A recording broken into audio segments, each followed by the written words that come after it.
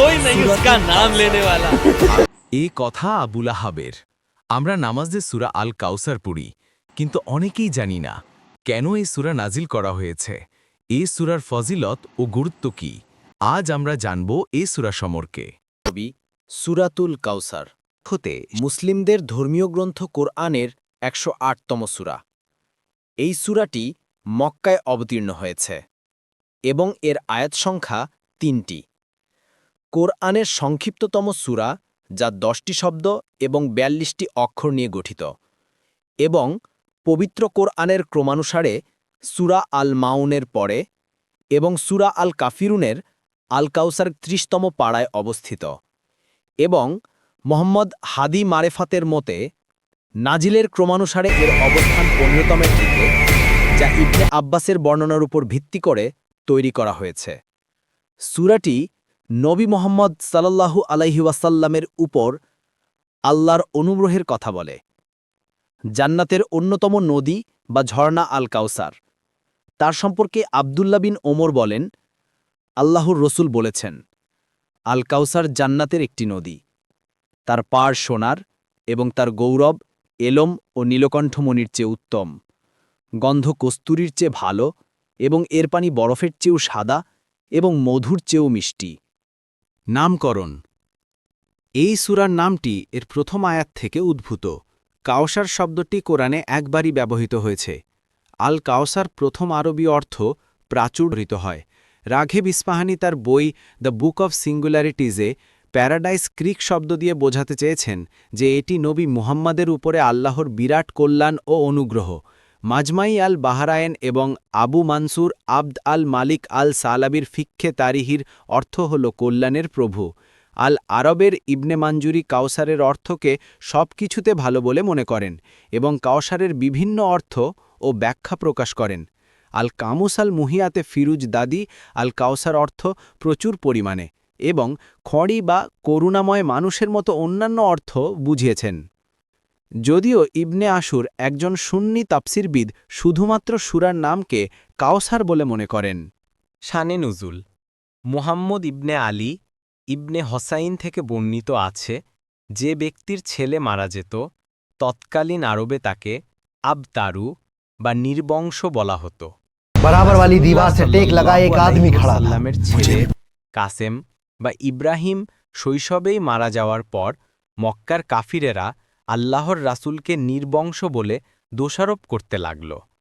তাদের মধ্যে কাফির আস ইবনে ওয়াইলের নাম বিশেষভাবে উল্লেখযোগ্য। कोई नहीं उसका नाम लेने वाला। রাসূলুল্লাহ সাল্লাল্লাহু আলাইহি ওয়াসাল্লামের কোনো আলোচনা হলে সে कोई বলতো, नहीं उसका नाम "আরে, लेने वाला। তার কথা বাদ দাও, সে তো কোনো চিন্তারই বিষয় নয়, কারণ সে নির্বংশ। कोई नहीं उसका नाम लेने वाला। তার নাম উচ্চারণের মতো আর কেউ থাকবে না। এর প্রেক্ষিতে সূরা কাউসার নাজিল করেন আল্লাহ তাআলা। ইবনে কাসির মাঝহারি। কোনো রেওয়ায়েতে আছে, ইহুদি কাব ইবনে আশরাফ একবার মক্কায় এলো। তখন মক্কার কাফিরেরা তার কাছে গিয়ে বলল, আমরা হাজিদের সেবা করি, বাইতুল্লাহ হেফাজত করি, মানুষকে পানি পান করায়, এর পরও মুহাম্মদ নিজেকে সর্বোত্তম ধর্মের অনুসারী বলে দাবি করে। এ কথা শুনে কাব বলল, আপনারাই তার থেকে উত্তম। এর প্রেক্ষিতে আল্লাহ তাআলা সূরা কাউসার নাজিল করেন। মাঝহারি। এই সূরা নাজিল হওয়ার সময়ের ঘটনা। বিভিন্ন হাদিসে কাউসার ঝর্ণাধারার কথা বর্ণিত হয়েছে। আনাস রাদিয়াল্লাহু আনহু বলেন, একদিন রাসূলুল্লাহ সাল্লাল্লাহু আলাইহি ওয়াসাল্লাম মসজিদে আমাদের সামনে উপস্থিত ছিলেন। হঠাৎ তার মধ্যে তন্দ্রা অথবা এক প্রকার অচেতনতার ভাব দেখা দিল। অতঃপর তিনি হাসি মুখে মাথা উঠালেন। আমরা জিজ্ঞেস করলাম, ইয়া রাসূলাল্লাহ, আপনার হাসির কারণ কি?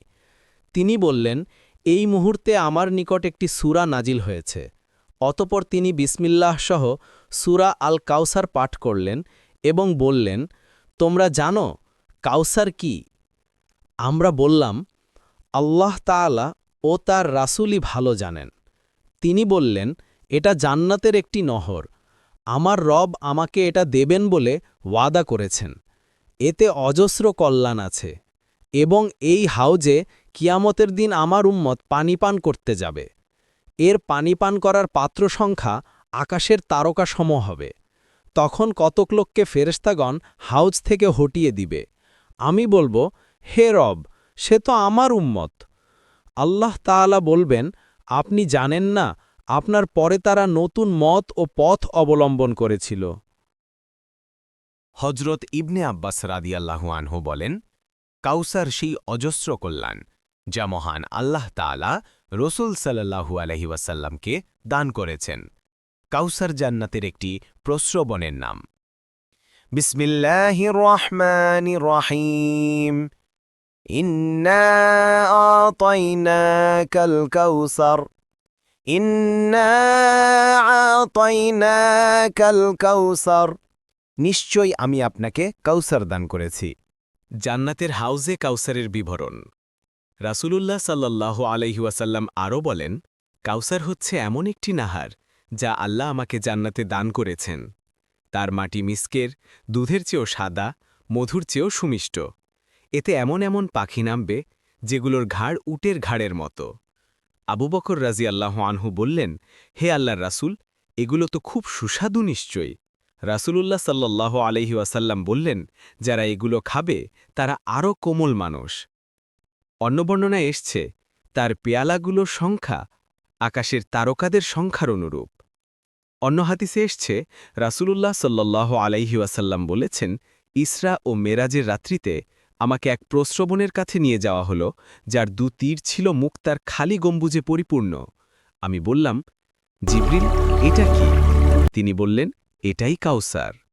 অন্য বর্ণনায় এসছে, রাসূলুল্লাহ সাল্লাল্লাহু আলাইহি ওয়াসাল্লাম বলেছেন, আমাকে কাউসার দান করা হয়েছে, সেটা হচ্ছে প্রবাহিত একটি নাহার, যা কোনো খোদাই করা বা ফাটিয়ে বের করা হয়নি। আর তার 2 তীর মুক্তার খালি গম্বুজ। আমি তার মাটিতে আমার 2 হাত মারলাম, দেখলাম তা সুগন্ধি মিস্ক, আর তার পাথরকুচি মুক্তোর। কৃতজ্ঞতা হিসেবে নামাজ ও কোরবানির আদেশ। ফসল্লিলি রব্বিকা ওয়ানহার। সুতরাং তোমার রবের উদ্দেশ্যে সালাত আদায় করো এবং কোরবানি করো। কাফেরদের মিথ্যা ধারণার বিপরীতে হাউজে কাউসারের সুসংবাদ দেওয়ার পর এই সূরার 2য় আয়াতে নবীজিকে কৃতজ্ঞতাস্বরূপ 2টি বিষয় নির্দেশ দেওয়া হয়েছে, আর তা হল নামাজ ও কোরবানি করা। নামাজ শারীরিক ইবাদতগুলোর মধ্যে সর্ববৃহৎ ইবাদত এবং কুরবানি আর্থিক ইবাদতগুলোর মধ্যে বিশেষ স্বাতন্ত্র্য ও গুরুত্বের অধিকারী। এছাড়া আল্লাহর নামে কোরবানি করা প্রতিমা পূজারীদের রীতিনীতির বিরুদ্ধে একটি জিহাদও বটে। নাহার শব্দের অর্থ ওট কোরবানি করা। এর প্রচলিত পদ্ধতি হচ্ছে হাত পা বেঁধে কণ্ঠনালীতে বর্ষ অথবা ছুরি দিয়ে আঘাত করা এবং রক্ত বের করে দেয়া। গরু, ছাগল ইত্যাদির কোরবানির পদ্ধতি জাবাই করা, অর্থাৎ জন্তুকে শিয়ে কণ্ঠনালীতে ছুরি চালিয়ে রক্ত প্রবাহিত করা।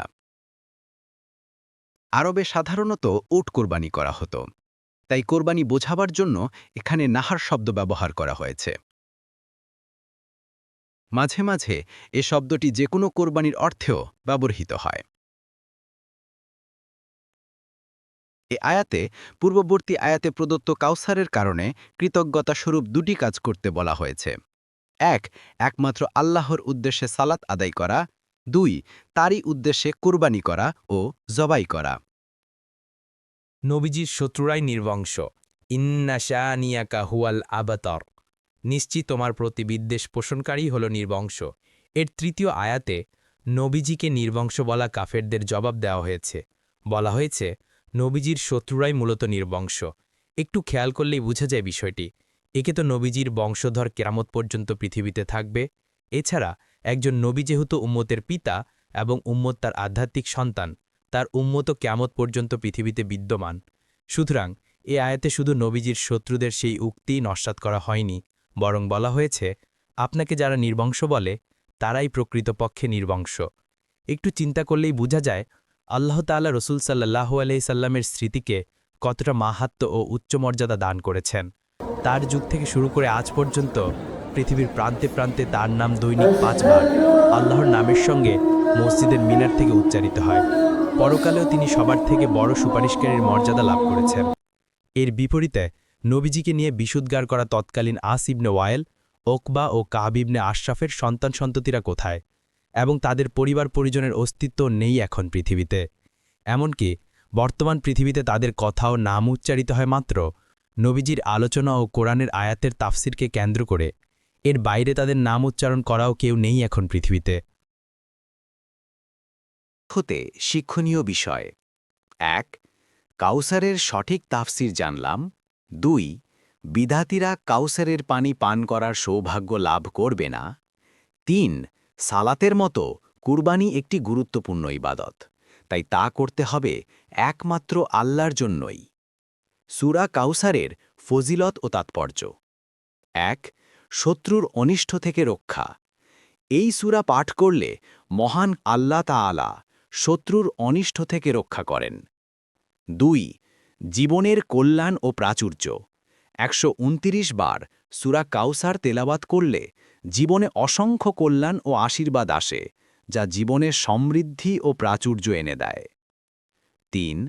আধ্যাত্মিক সংযোগ বৃদ্ধি। এই সূরা বারবার পাঠ করলে আল্লাহর সাথে আধ্যাত্মিক সংযোগ বাড়ে বলে বিশ্বাস করা হয়। ৪. সান্ত্বনা ও নিয়ামতের ঘোষণা। কাফেররা রাসূলুল্লাহকে নির্বংশ বলে উপহাস করার পর আল্লাহ তাআলা এই সূরা নাজিল করেন। এতে আল্লাহ তাকে দুনিয়া ও আখিরাতের কল্যাণ, কাউসার দান করার কথা বলে তাকে সান্ত্বনা দেন। ৫. দুনিয়াবি কল্যাণ অর্জন। দুনিয়াবি যে কোনো কল্যাণ লাভের জন্য এই সূরা আমল করা যেতে পারে। ৬. হাজাত পূরণ ও চাহিদা পূরণ। সম্পদ, রিজিক এবং অন্যান্য চাহিদা পূরণ ও শত্রুদের হাত থেকে সুরক্ষার জন্য এই সূরা পাঠ করা হয়। আমল: দুনিয়াবি যে কোনো কল্যাণ অর্জনের জন্য আপনি ইস্তেগফার ও দুরুদ শরীফ পাঠের পর সূরা কাউসার পাঠ করতে পারেন। এছাড়া সম্পদ অর্জনের জন্য প্রতিদিন ১২৯ বার এবং শত্রুদের হাত থেকে সুরক্ষার জন্য ১০০০ বার সূরা কাউসার পাঠ করার নির্দেশনা রয়েছে।